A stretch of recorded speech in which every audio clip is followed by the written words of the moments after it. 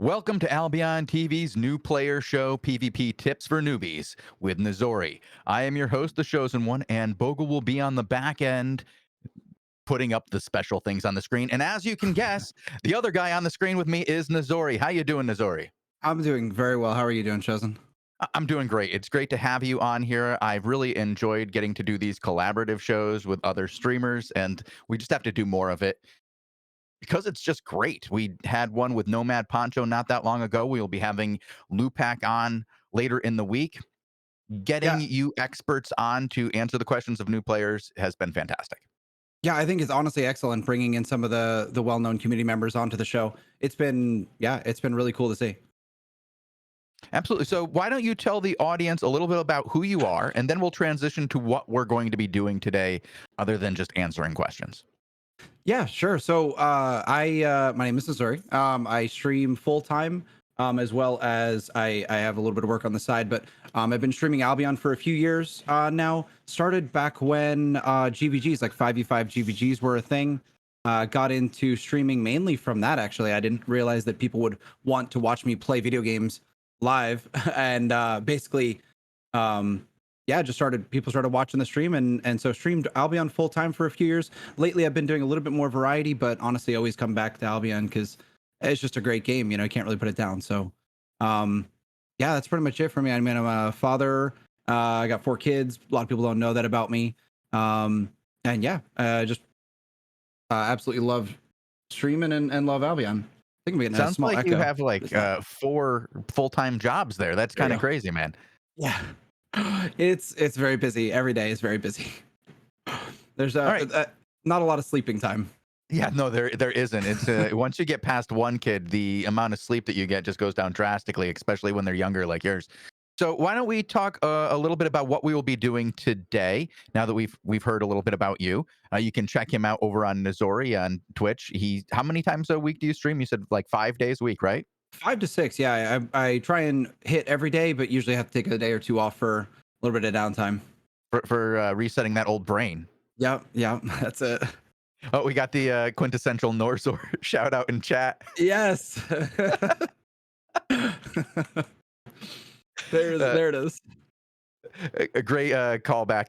All right. Well, what are we going over today? We know it's about PvP. We know it's about new player tips. What kind of things do you want to cover? Yeah, so a lot of people who used to watch me or still watch me stream know that I'm more of a small scale kind of guy. Most of my content is 1 to 3 to 5 people roaming around and doing honestly some pretty interesting things. A lot of different ways to gank, kind of various things. So I kind of wanted to go over some of the things that we do, some of the tricks that people use. A lot of times when you get ganked, uh, people get really creative. You know what I mean? They get really creative on catching you. So I was just going to show new players exactly what tricks people are going to use to try and kill them, what they can do to get away from those, and just kind of go over all the aspects of that. All right, that sounds fantastic. Where would you like to start? How do we go into this? Because that's a pretty big topic. How to stay safe. Yeah, I would say the first thing is usually you don't go out and you're not usually the aggressor when you start ganking, right? You go out and you're looking to make some money. So most people think they're in the yellow zone, they've just started playing and they're wanting to make more money, but they don't know what to do and they feel really nervous about it because there's a bunch of aggressive players out there looking to kill them. So Hmm. I figured we would start with what to do to prepare for going out into the unsafe areas and what you should bring. Okay. So yeah, I loaded my character up here with pretty much quite a few different tools that you could pretty much should start with. Um, but yeah, so I can go over. I guess the first things were what are the risky activities, right? Um, I would say most of the time it's things that people are nervous about are just traveling. Hey, look, Shozen just appeared.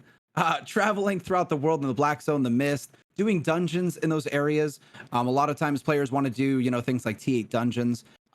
Those are fairly risky because they're only in a few areas. And that's where the gankers are going to frequent. That's where the people are wearing expensive gear, right?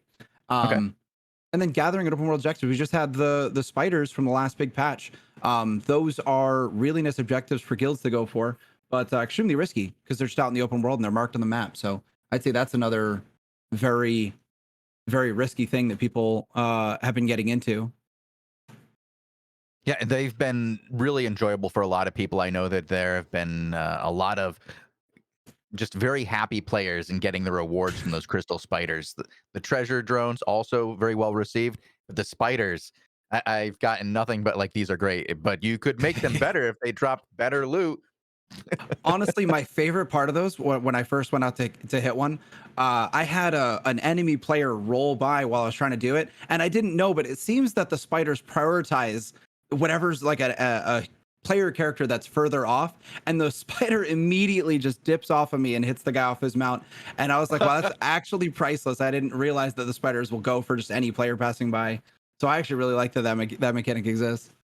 Well, that was cool. I mean, there's a lot of divergent gameplay like that happens in the overworld. That's really what makes Albion special. The open world where people just get involved in crazy shit, really. That's the best part of Albion. You never know what to expect. And I think we had talked about this a while ago, how some of that had gone away with the introduction of the corrupted dungeons. You saw so many of the people who engaged in that type of gameplay move into that very isolated style of content, and there wasn't as much dynamic PvP going on in the open world. Now, with the reintroduction of the crystal spiders, we're seeing a ton of that. Yeah, and I think honestly things like corrupteds and instance content, it does kind of bring people out of the open world, but honestly a lot of that content's a lot of fun as well. So as long as there's a good option in all those areas, we have currently a ton of people playing the game. So really I don't think there's a shortage of players in almost any area of the game at the moment. I would say that in some areas it's almost too crowded to get some things done. You know, the Royals are extremely loaded with players, which has been pretty exciting, as well as really frustrating when you try and gank. But it's really good to see so many players roaming around. It'll be Um, interesting to see how the new map overlays that show players how much of the zone has been farmed really work towards leveling out the player usage of the maps. What the future maps will do is they'll show you, does it have 80 to 100% of the resources slash fame fameable mobs still available, and you can sort between the two, so you can really see in 20% increments what zone has what. So you don't want to go to Uwood, which has 0 to 20% of its resources. You want to go someplace 3 zones away that has 80%. yeah, honestly, it's like an underlying mechanic that doesn't seem that exciting on the surface, but it's going to bring people together, which is really what the game is all about. It's you know, those organic conflicts that happen when you're trying to just cut down a shrub or something. You know, you're trying to get fire, you know, trying to gather or trying to do some sort of objective, and really the game shines when players collide doing those sort of things. So I think showing where the resources are is going to kind of bring people together more, and just form more conflicts organically, which is really going to be good. And people are going to need to know how to go out to these probably dangerous zones. Those are going to be the ones that are having the most resources available to gather. They're going to need to know how to go out there safely. And that's your first topic that you have here on here is staying safe from hostiles and getting preparing for risky activities. Let's start with something like traveling and gathering. And what are the basic goods that you're going to want to have on you? What are the basic tools that you're going to want to use to get through this world safely when you're trying to navigate from location to location? Yeah, let's go over it. So, if anyone has any questions, by the way, feel free to chime in. I'll answer them as I see them. But so the one thing that I see a lot of new players do, big mistake, is they'll grab like a decent mount and they'll just go out with any old set of gear. And I've ganked quite a few people that just were loaded with goods and didn't have the proper setup. So I'd say the first thing is having a good set of gear. I've prepped my character here with a couple different sets that you'll want to have. So Bogul, if you can pull up my gear, there it is, perfect. This is probably a really good setup for traveling around. The mount's a little bit not great. I didn't bring extra mounts, but bringing like a grizzly bear or something like that is great. But regardless of the mount you have, honestly, being prepared with the right set of gear to get away from other players is massive.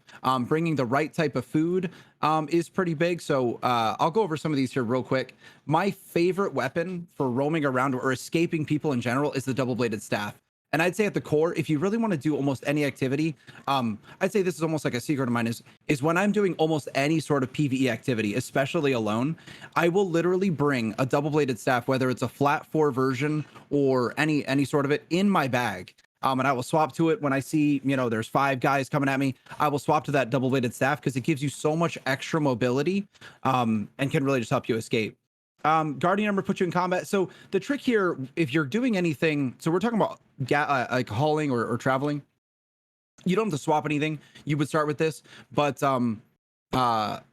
if you were in some sort of combat situation, like say you're doing crystal spiders or you're in a dungeon, that's really where people get caught off guard and they feel like they don't have any sort of escape.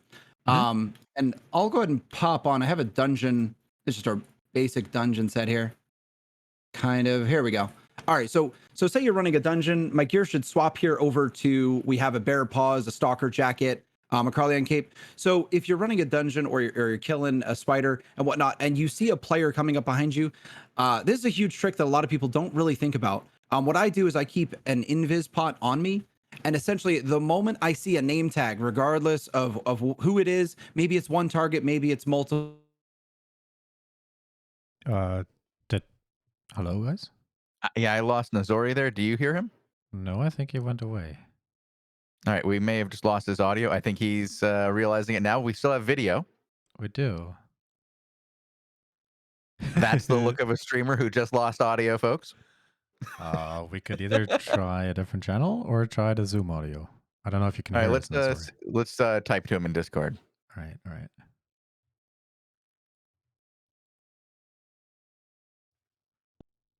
Let me. I think I crashed. Can you guys hear me? Yeah, we can hear you again. Yeah. Hey, okay. My whole computer just went haywire here. Okay, well, we'll give you a second to get everything underway. And while you're doing that, I will give out gold. Everybody loves gold. This is a perfect excuse to do it. Ladies and gentlemen, go ahead and hit raffle. I'm sorry. Exclamation Anybody in raffle. Albion, in the Twitch I don't chat. want to exclude people like that. Are we waiting for a specific number or are we just pulling whatever? I'm just going to pull one in a little bit. All right, when I find the tab, and we'll pull 2 right now. And Nazori, you just let us know once you're stable again, and then we can go back to talk about invisibility potions. Okay. Yeah, I think we're coming back up. Is video and everything looking all right? Everything is perfect. Just the audio went. Okay. Beautiful. Oh, your game went too, I assume. Right? Yeah, the game crashed. I don't know what happened there. It's all coming back up right now. Okay. Oh, we have 2 winners. At narrator amazing, and Kavor. You guys have won the raffle. Please whisper me to claim your prize. I should really never try to talk while I'm still typing, because I will start saying the things like at. Maybe that zone is cluster queued now. Is that a thing, Shozen? Can you look around? Because I tried to teleport to you, and I got kicked off. We have, I think, a T2 blob. Yeah, I think Doesn't look starting to too get bad. a little. It's getting a little crowded in here, but it shouldn't be clustered. There's a couple blobs, but nothing huge. All right, You should be able to get in. I can only stalk you guys. So let's go back to. You can't just zone in next to us. I'll just stalk Nazori and show what he has showing, and then you can sort of restart at the invisibility. Oh, we have 2 winners who claim their prize. Congrats. Very nice. All right, so we're going over the invisibility pots trick. So, so what I do is basically the moment I see an enemy and I'm in my pricey dungeon running set or whatnot, I immediately hit the invis, and this will not work if you're in PvP combat, because you'll literally stay in combat when you invis. But because you're only in combat with mobs, you can actually pop an invisibility pot and then immediately swap gear to, say, a getaway set. And it's extremely useful in getting away from people. Even if 5 people are diving your solo dungeon, or if they're, just got you dismounted or whatever it is, you can literally get away with something like this. You can get away from 5 to 10 people sometimes. So essentially, it's a massive trick to be able to pull on people. And really all you need to bring is about 3 sets of gear. It's some sort of plate, chest piece. I would go with either the knight or the guardian, double-bladed staff, and just keep an invisibility pot ready to go. And then first sign of trouble, pop that, put your pieces of gear on, and then you can assess the situation. And a lot of people use that to see if maybe it's just one opponent or someone that they can handle. You take a look at what you're going to deal with, and if it's someone you think you can take, you swap to your combat. If it isn't, you just jet out of there, moonwalk right out of your dungeon. So yeah, one of the biggest things that I would say for new players to help them feel more comfortable is something like that. So yeah, and people have watched me do this on stream a few times, and it's extremely valuable. It'll help you keep you from losing all your stuff, and honestly, it'll help you bring out more expensive things, which will help you run dungeons faster or whatever it is. If you believe you can survive better because you're not just in that one set that's going to have many disadvantages to it, and you have the ability to swap out, yeah, you can bring better gear because you're not as afraid of losing it.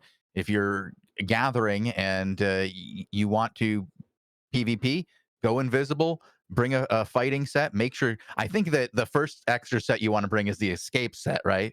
Like that's the 100%. most important one. No matter if it's 100%. gathering or PVE, you want to have that escape set with you, and that can be pretty cheap, right? Like you don't have to go real expensive on that. That's more about the skills that are represented by those items than the IP that you'll be getting from survivability, right?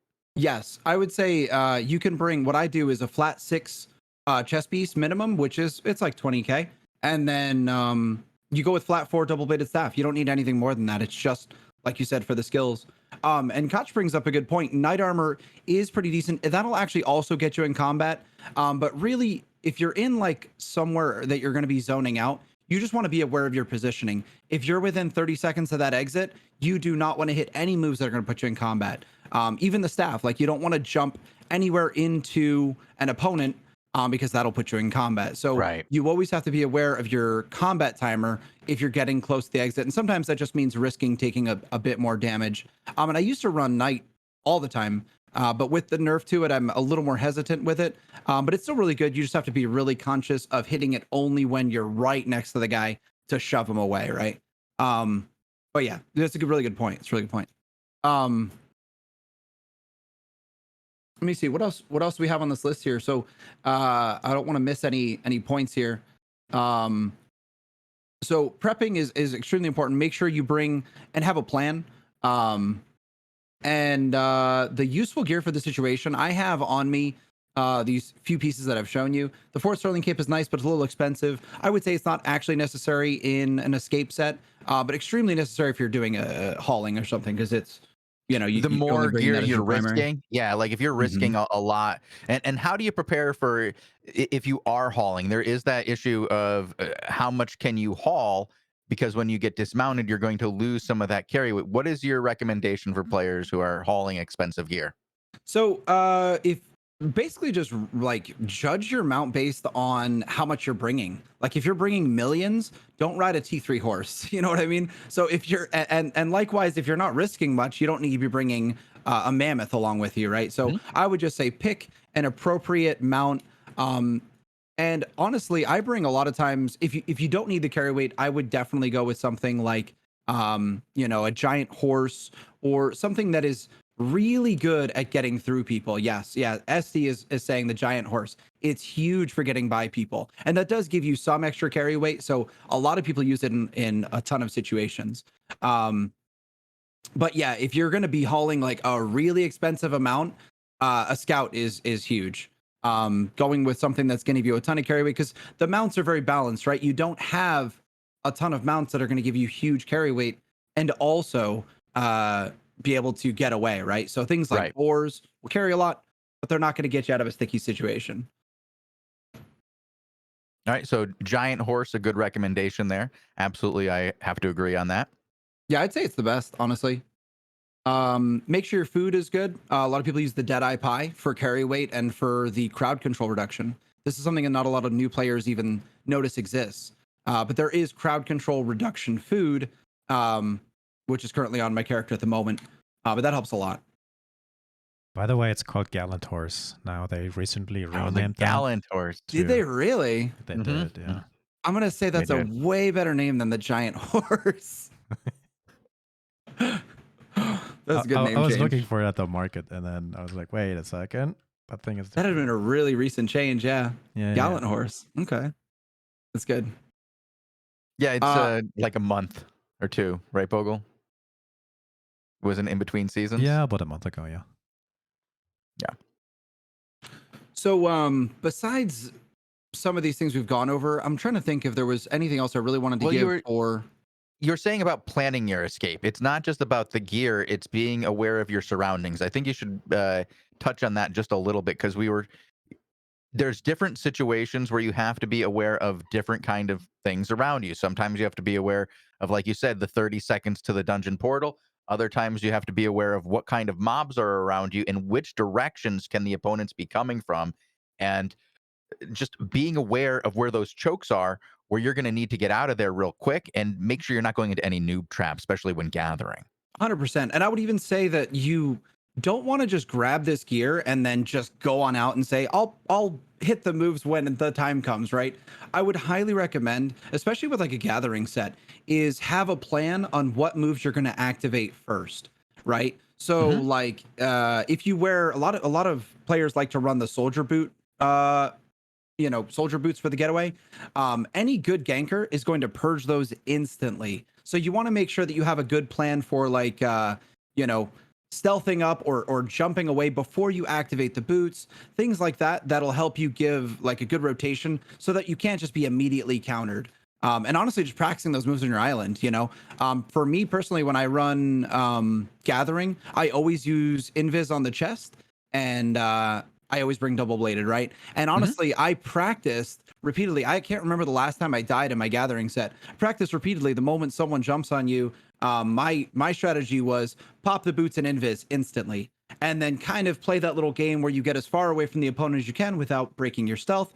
And then I would leap out with the double bladed, and my boots were already ramped up, right? So you're just out of there, gone. So I would say it's really important to just practice those moves, understand what order you're going to use them in when you get ganked and dismounted, and then you'll be much more confident when it happens.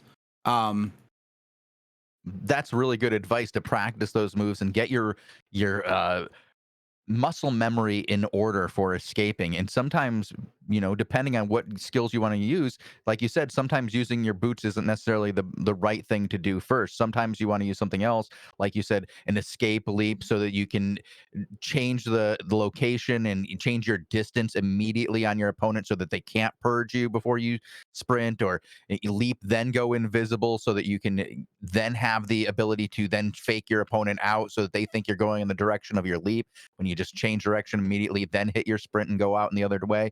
There's a lot of different things you can do if you have the right plan ahead of time. Figuring it out live until you get really good and practice it a bunch of times, maybe not the best way to go about it. How about you show it off once? Like try to do a thing where you're fighting mobs and one where you're gathering.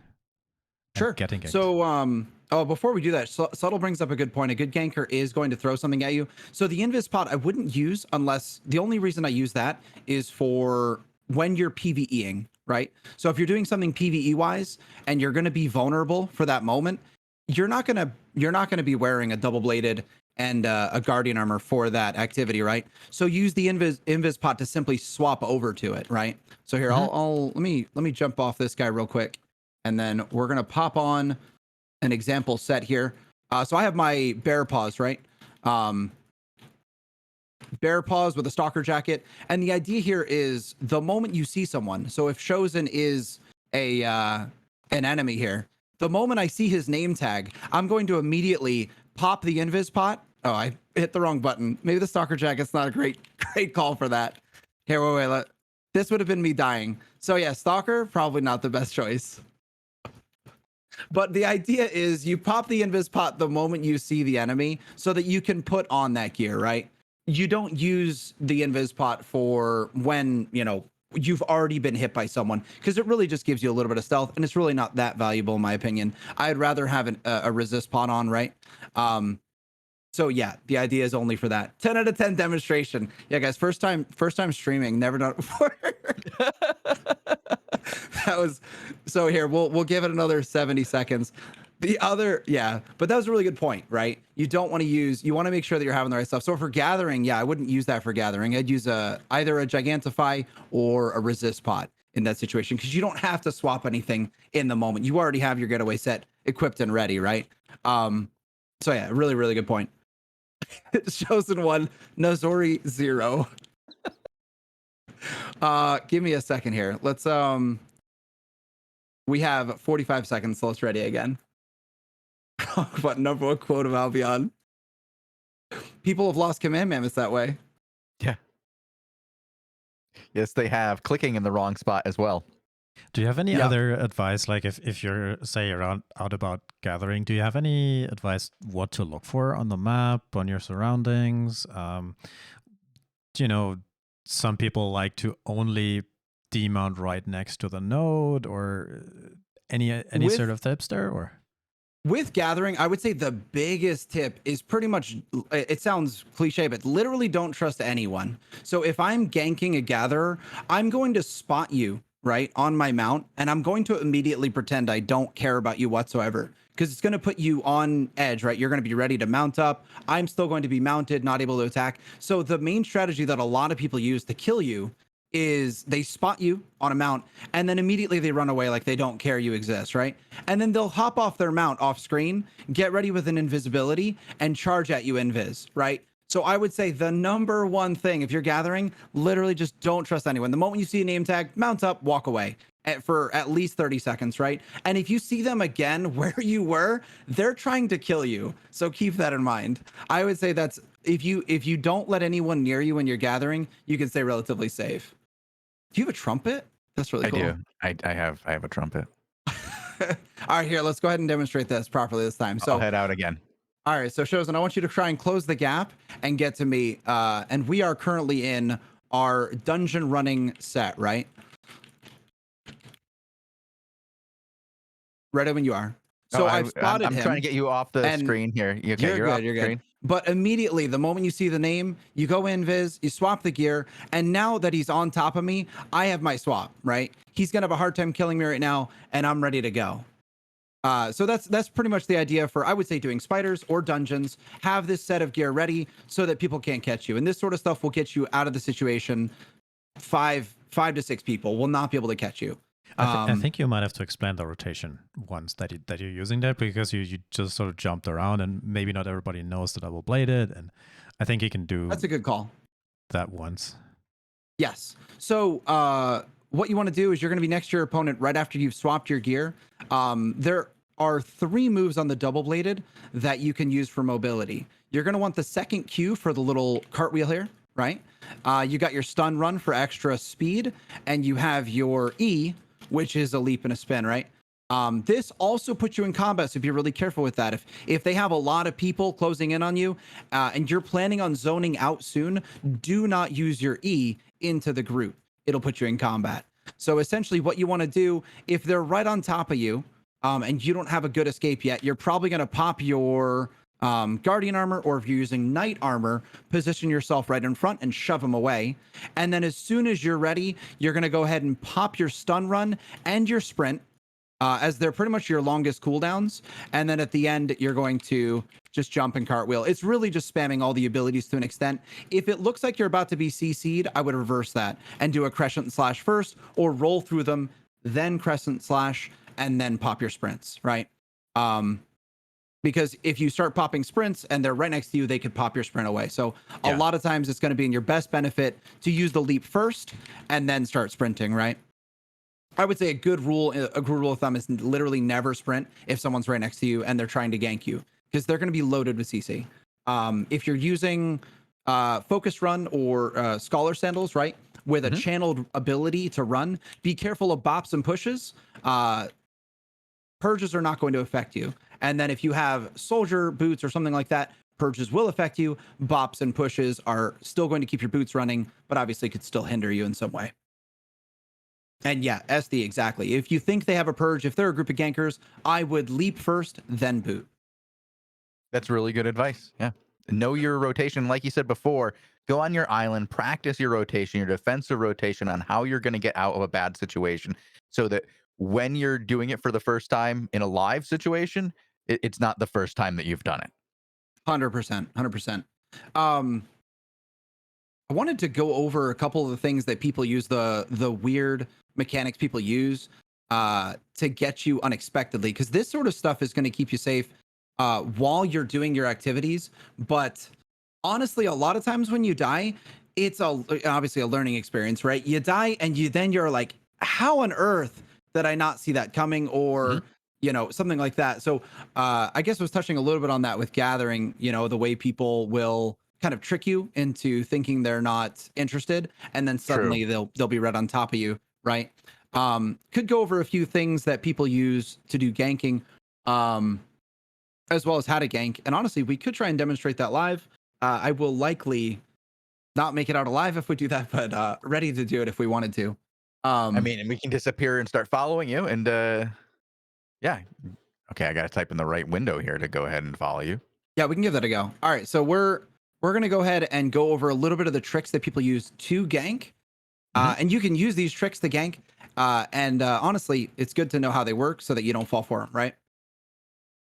Absolutely. We're You gonna got to go be ahead. able to recognize what you need to be aware of. If you don't even know what's going to kill you, it makes it much more likely that it's going to kill you. If you don't know how to react to it, and you don't even know what you're looking to react to, it can be very disorienting. And that's why early ganking is so scary for people when they first go out and start, you know, gathering, and they're getting killed by skills they don't even know what they're doing or how to react to them. 100%. So we're gonna go ahead and zone in. I think the camera should follow us here, or it'll follow us here in a Yeah, it'll moment. follow us. So we're not gonna flag up here just yet, but we may wind up at some point here. So we're gonna go over some of the. Let's check to make sure there's no gankers here already. It looks pretty safe. So one of the first things you're going to do when you go into zones like this is a red zone now, right? So this could have gankers. In the Royals, you can always check the number at the bottom. Everyone knows about this number. It shows you how many hostiles are in the area.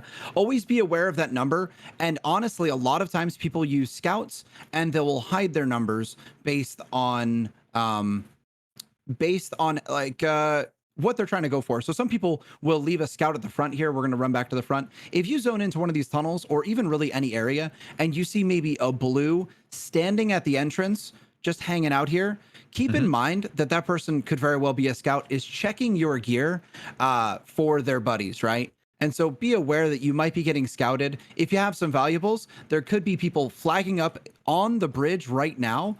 There could also be people zoned out into the next area. Oh, we got a red here's flag just somebody, right above us. Yeah. Two of them now. So keep these things in mind when you're roaming around, that people use tactics to hide that hostile number in order to make you feel safe. And then suddenly you're surrounded and they'll kill you. I'm swapping some of this gear around here because we do have a couple hostiles now. They shouldn't be able to catch us in this. Oh, they're coming for you. Let's get some live demonstrations of getaway gear. The other thing that people will do a lot of times, even if you see that hostile number, or say you're in the black zone or the mist, where those sort of, oh, this guy's got a one-shot snipe. Didn't do a whole lot of damage. He's drawing a lot of attention. He looks like it's not going to go down well for him, it seems.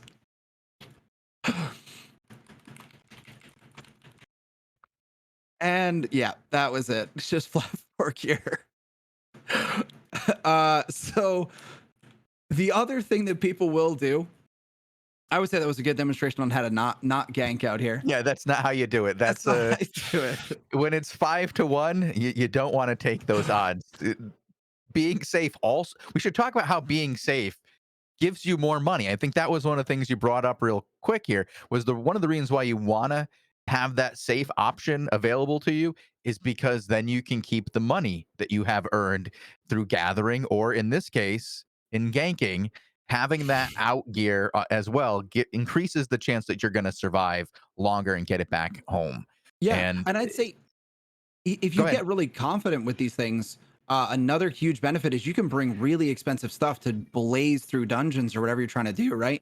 Like some people will run with 7.2, 8.3, and they'll just be ready for gankers. So they feel confident enough to get out. And honestly, if you're being safe enough, that sort of gear will make your activities far more efficient. You'll come out with much more money. But obviously, you don't want to do that until you're a bit more comfortable with, what you can handle, right?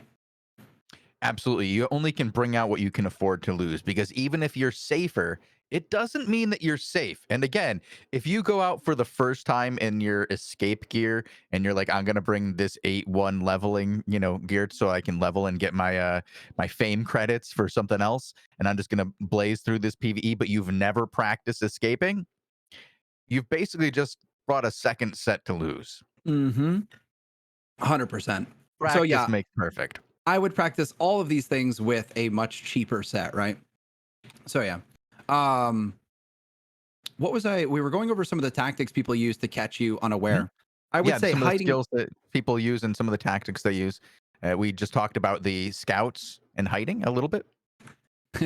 Yes. So hiding your numbers is huge. If you're faction flagged for any reason, a lot of times people will bring an opposing faction over to some of these areas, and you won't even be able to see those numbers. So be aware, if you're faction flagged, there are people that will hide in areas like this, routes, and they'll get you that way. Another thing that can be done, that is really simple, but most people will employ this tactic, is they'll run with, say, an assassin jacket, and the moment they see you off screen, they stealth up, right? If you're quick enough, the person running towards you won't even notice that it's happening. And that's a huge thing. So if you ever see a red name on the edge of your screen for even a moment and it's gone, immediately just dash the other way, because what they'll do is they'll wait to see a name, and then pop the invis and start running at you. And it's that extra time of reaction that they don't get, right? Before you know it, you're right on top of the enemy.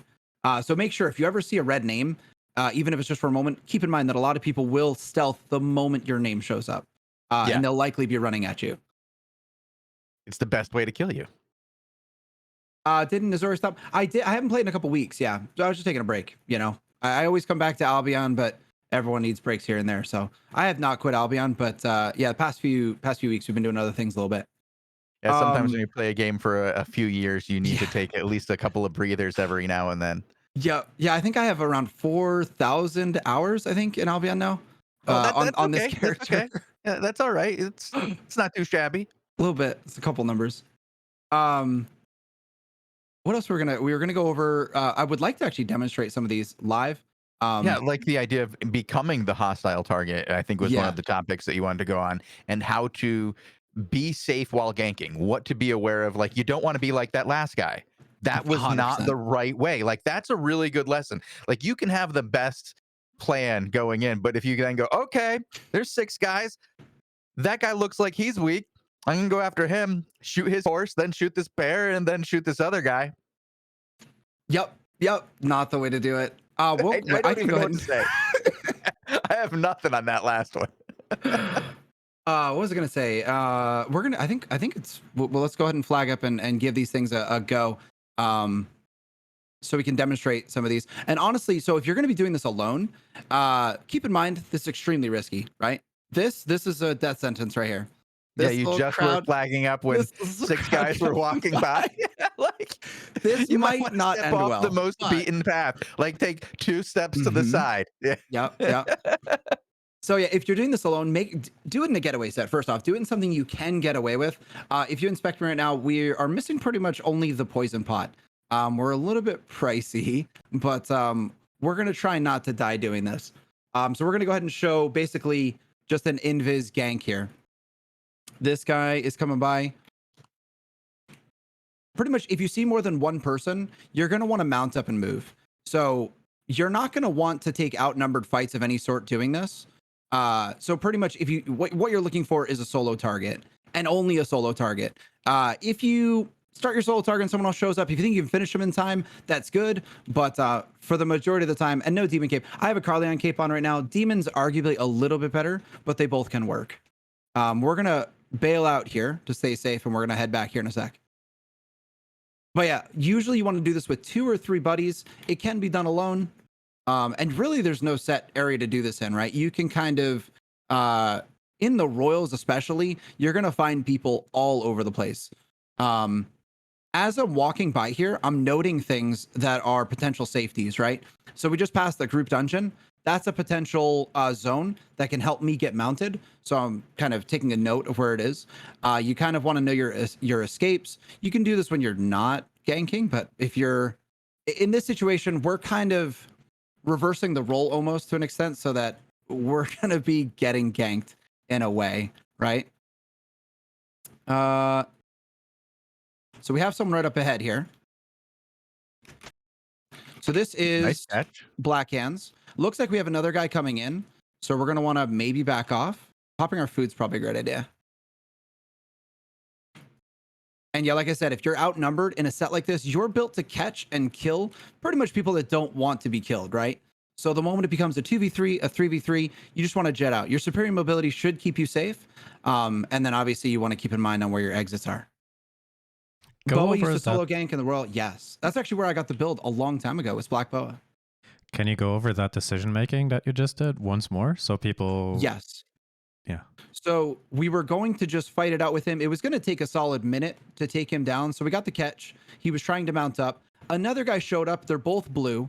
So even if the fight was relatively close, that second guy was going to jump in. So pretty much backing off was the right call. But if we had fought that guy, arguably a Black Hands could take my set on. So what we would have done is kind of done our combo and then maybe stealthed up and just took him down slowly. The only way that that process would have worked is if no one else was around. So the moment one other shows up and it looks semi-interested, you got to bail out.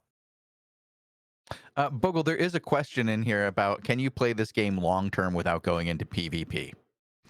You can if you're the, supportive or econ sort of trading kind of person. PvE is also possible, but the short answer is yes. But honestly, you need at least I think it's called peripheral knowledge about PvP, either for knowing what to make and sell or for being able to survive when you go out and move stuff around the world.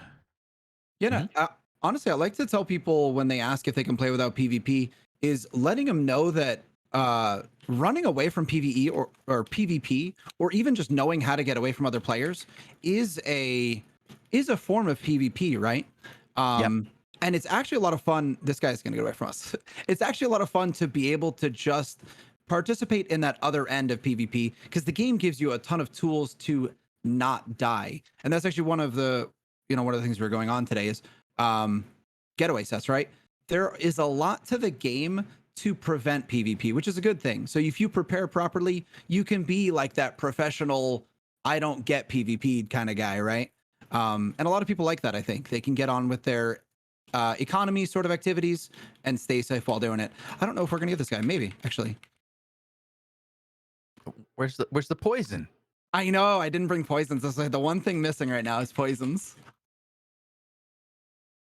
So we might take this guy down. Playing at a disadvantage when you're trying to gank is no we have poison. a second. Oh yeah, you got to get out of here. There you go. Well, this is why you don't bring the poisons. There you go. Oh, sneaky.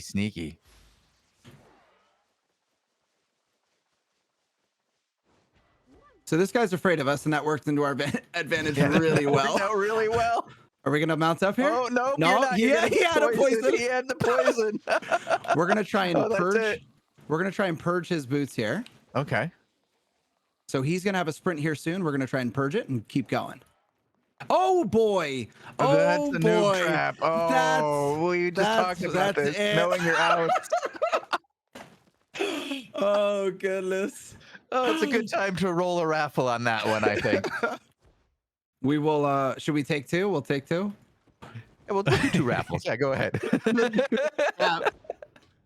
I think you can explain what happened there, and then we'll have plenty of things to talk about. Yeah. Sure. So I mean, it's pretty obvious. Second guy showed up. We don't want to take 2v1. So prepped to run. We should have had. I was thinking about jumping in that dungeon. That probably would have been a good play. But decided to go straight for the runaway. And checking the mini map would have been the right play there. That's what we really screwed up on there. We had you have some to good go mobility. into your rotation. You have to remember your rotation and got to weave that mini map N into there somewhere. Yeah. So I was not figuring that there would be a dead end there, and that's a big no-no. So yeah, you should get into the habit of hitting N and checking where you're running. So I think we could have got away from that guy, as long as we were prepped to purge the sprint and then pop our sprint afterwards. We would have probably been able to mount up, but yeah, big no-no. Noob traps If you're that low, noob trap is death for sure. And it does happen. As we've just heard in chat, it's one of the most common things to happen. This is what happens in Albion. And that's why we're trying to help you get some good information that will reduce this kind of situation. So it's not happening every time you go out, but only when you put yourself into these types of situations. 100%. Yeah. We're going to go out with a proper set this time because we were missing quite a few things if we were going to be aggressive. We had mostly getaway stuff there, and we had like a half-baked gank set. So we're going to put on the proper.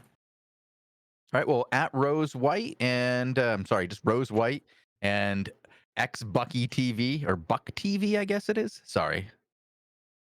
X Buck TV. You guys have won the raffle. See, I got to stop doing this while I'm typing. It's whisper me to claim your prize. And I think we're just about set to go. Grabbing some siphon energy. We're all set. All right. Let me know when you want me to jump on you again. Okay. You can now, but I'm just rolling out. I'll be zoning once or twice here. That's okay. Well, this is the best way to let other people know where you're going to be. If we keep following you the entire time, they'll be able to stream snipe you so much easier. It's not too bad. I am used to that. It's not a huge deal. Setting our things. And yeah, honestly, one of the reasons why going out with a buddy or two is really nice. If you're both in a pretty good, like slippery set, it's really hard to lock you down. Your buddy can pop a CC if you're getting low and then bail out. The trick there with especially the double-bladed staff is you probably have some better mobility than your aggressors because they're weapons that are not necessarily great at doing most activities, but they excel at mobility and some CC. So we're moving through now back to location. Should be there in a moment. Talk about what you changed. So we switched out really just the cape and the poison. Someone just mentioned the mage cowl, which is a great option if you want more damage. But I prefer to purge sprints, right? So they're both good options. I've done them both, and I don't know which one I like better, but usually I wind up just defaulting to a fiend cowl to purge the getaway from the guy. But yeah, that's also good. So we swapped out our cape. We had Carleon cape on before. I went to a demon. It helps get that initial burst in with your stun run. So usually you're stun running at the guy, and that's right when your demon cape's going to proc, and that helps dismount and maybe do a little bit of damage once they're dismounted. And then also grabbed poisons because we're probably not going to win a fight with the double-bladed staff without a poison because it's got some fairly low damage. And you're banking on, kind of being able to get away and being able to catch people. So the poison helps round that aspect you're missing. So we're back. We're in the right spot. Looks good. Think like Purge Helm with Demon Cape better? 100%. Yeah. I was actually equipped with a couple sets there, mostly for demonstrating getting away, and I didn't quite have a proper gank set. So now we're lit. And what I just did there, for anyone who's unaware, that's overcharging. I'd say for any sort of unsafe activity like this, overcharging is hands down absolutely necessary.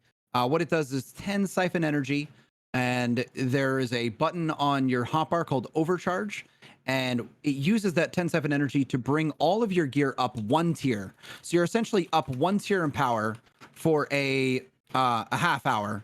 I don't know how stun run ran out there. We should be fine here. So we got a couple people interested. So what we're going to do here is if they get close to us, we're going to stealth. And that'll help us juke all the way to the exit here. I have my E ready, but I don't want to hit any of these guys or it's going to put us into combat. So we're going to try and stay out of combat so we have the ability to zone.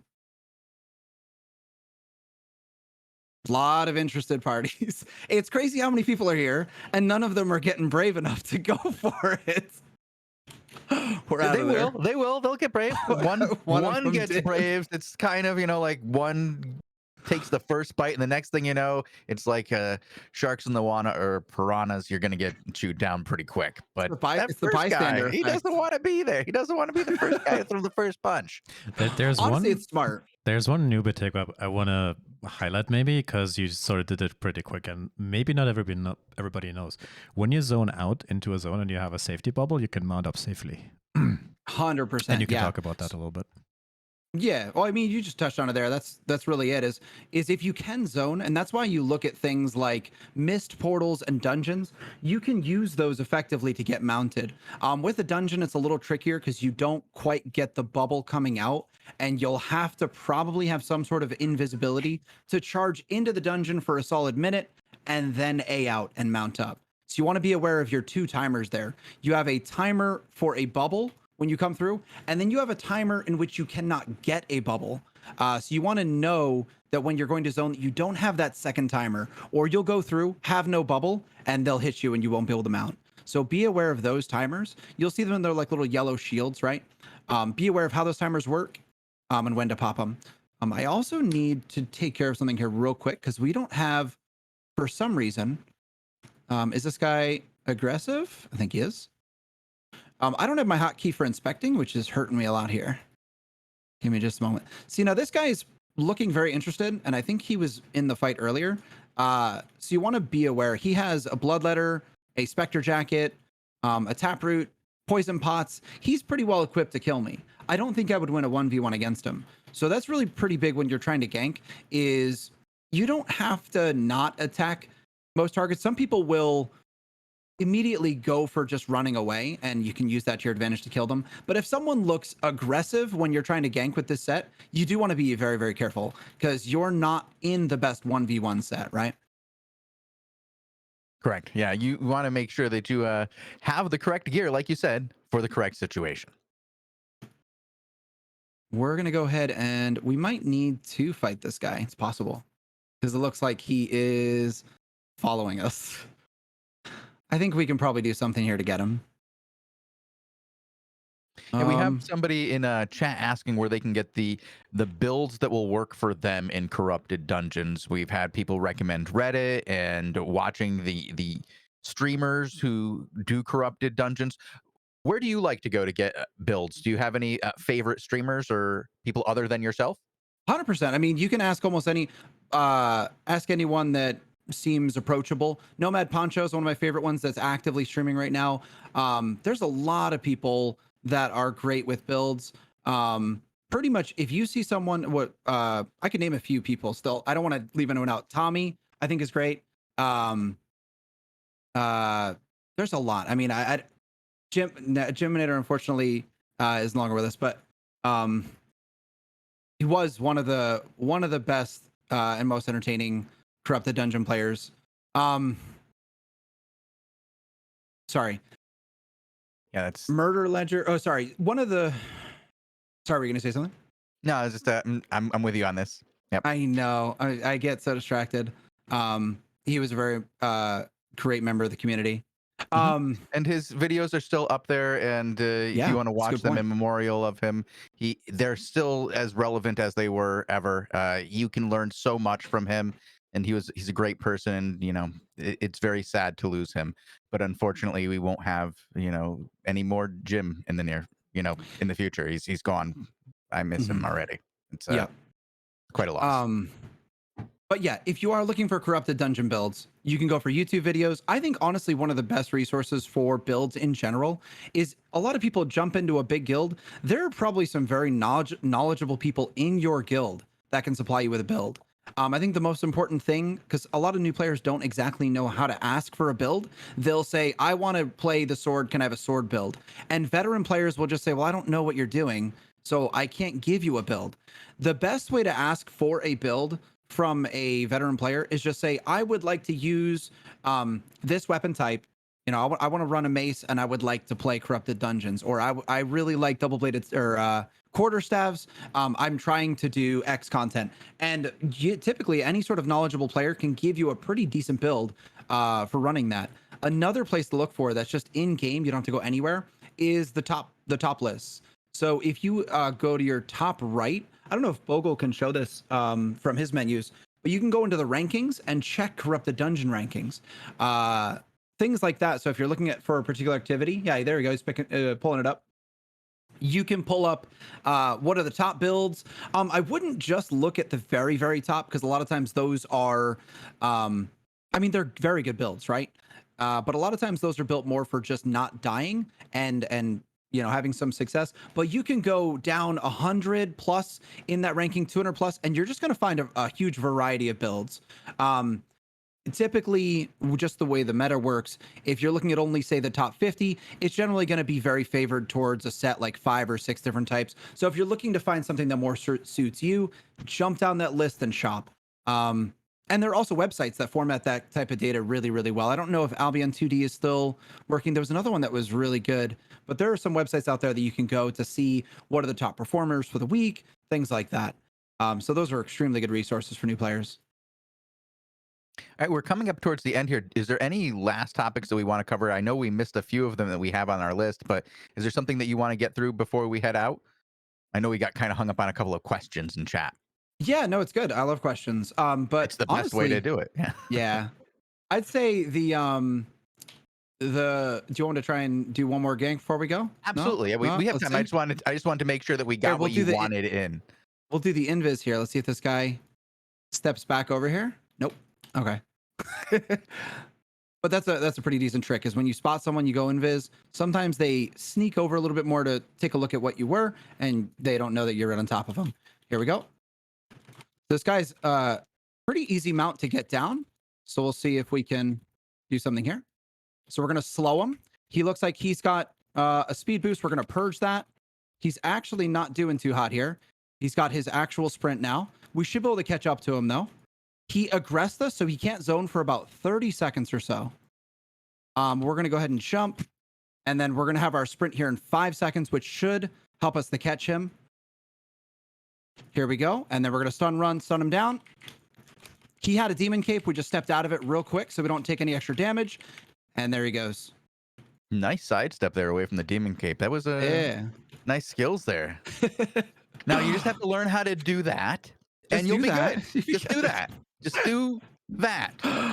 But honestly, really, I'd say the one thing, if I were to leave new players with anything, kind of just to think about and look into, is the game really, really rewards that risk first reward gameplay. The more you risk, the more dangerous areas you go to, the more you can kind of get in a short amount of time. And the game gives you a ton of tools to stay safe while doing those things. So I would just, highly recommend kind of exploring various different things. I tried to kind of cover as much as I could in a short time, but there are so many little tricks out there that you can use to get, more progress done quicker. And honestly, when you're making really good leaps in the game like that, the game becomes really a lot of fun. Yeah, I have to say that the most fun I've had in this game is when I started to do PvP, actually going out from a yellow zone warrior back in the day to going into the full loot stuff and started ganking myself. I had so much fun when I could go out and gank people. I don't feel comfortable doing it now. It just feels wrong. Makes sense. Yeah. Also, SE, yeah, guys, if you do wind up visiting the channel and you want to ask me Albion questions, even if because I don't always stream Albion. Like I said, I have been taking a break very recently. I have not quit. I more than welcome Albion questions. So if you guys have any questions that you'd like to ask me, you can stop by the channel anytime, regardless of what game I'm currently playing. I'm always more than happy. Oh, we're so in trouble right now. Oh, so no, you're very dead, man. in trouble. I think we're okay. Actually, they don't seem to care. They're ignoring you. They don't care. They got a place to go. They got it's also business. Arch. Now they're just seeing you for the first time. Okay, I think you good. ran into a guild transport run, did you? I think so. And now they're deciding that maybe it is worth it. No, it's a surf guy. It's a different guy. We'll be out of here. We got the bubble. Wow. Little spicy, real quick. We're gonna go back through. Yeah. Oh my goodness. It gets your heart rate up, doesn't it? 100% immediately. 0 to 10. All right, we're fine. We're good. Somebody asked if I stream. This is the streaming I do. I'm on here Tuesday through Saturday for several hours a day. If you were asking, can you see me play on stream? Yes, you can see me play on stream this Thursday at 20 UTC, where I will be doing 5v5 Crystal Leagues with the other casters of Albion TV. Very nice. Yeah, it's our second one. We won our second match last week. We are 1-1 currently. Oh wow, that's awesome actually. And yeah, I should be also be doing some streaming of Albion this week, kind of to help tie into this content we're doing today. So you can catch those when I'm live in the evenings. And what time is that generally? Generally, it's between I have a lot going on. Generally, it's between 5 to 10 p.m. is my start time Eastern time. So that's like 21 UTC to about 1 UTC. That's typically when I'm starting stream. Yeah. Stream team is Bogul, Shozen, Lupak, Robin Hood, and Tazik. Is that your team? Yeah, that's our team. Nice. It's the full casting team. And we were like, can we do this? And they were like, yeah, go ahead. Knock yourselves out. So we did that. And what it is Bogul and I don't have a lot of experience. And we have Robin Hooders, who generally has a lot of ZVZ experience, not a lot of 5v5 experience. But Tazik and Lupak have a lot of 5v5 experience. And so we go in and we make our mistakes. And then Tazik and Lupak kindly and gently explain to us how bad we were. And then we try to make improvements to the next match. And we actually did that. And Bogul even learned some really cool tactics. Did you know that you can dive right into the tent? Hey. Nice.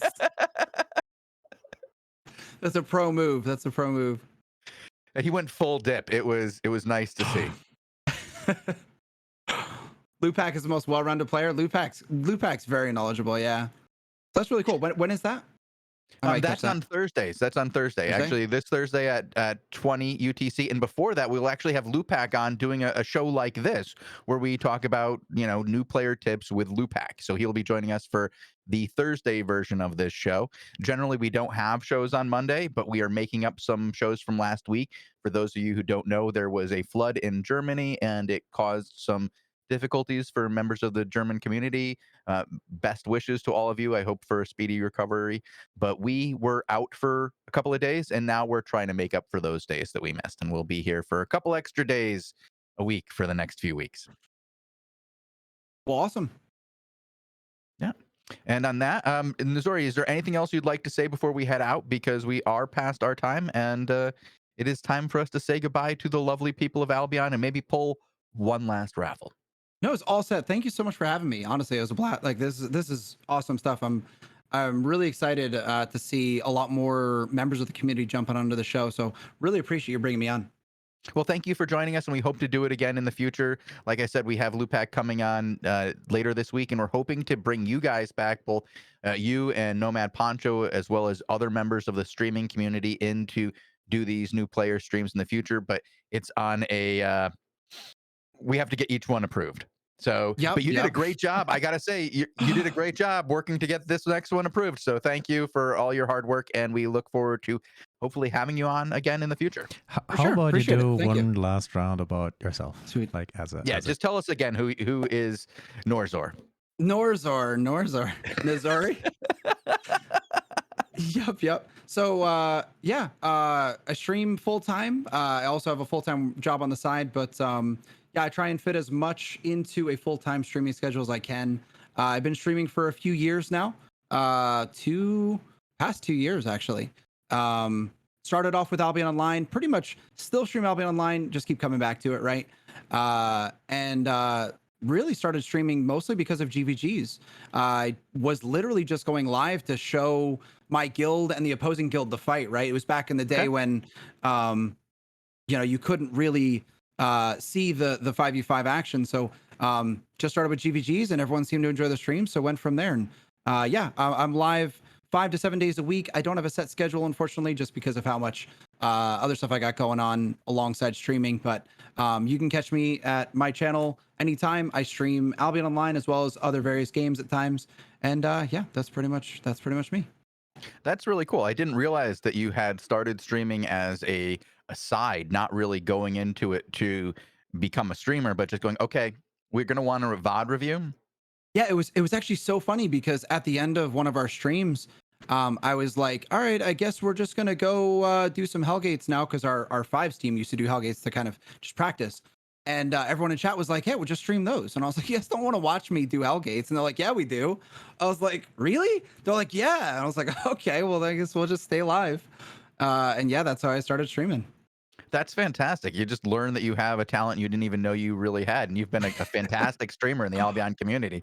I'm really Thank you. glad to have you around, and go ahead and play whatever games you want. I know you will be back. So thank you 100%. Yeah. again so much for being on today and giving such great advice to the community. And I look forward to, like I said, having you on again and seeing what the future holds for Nazori. Thank you very Appreciate much. it. Thank you.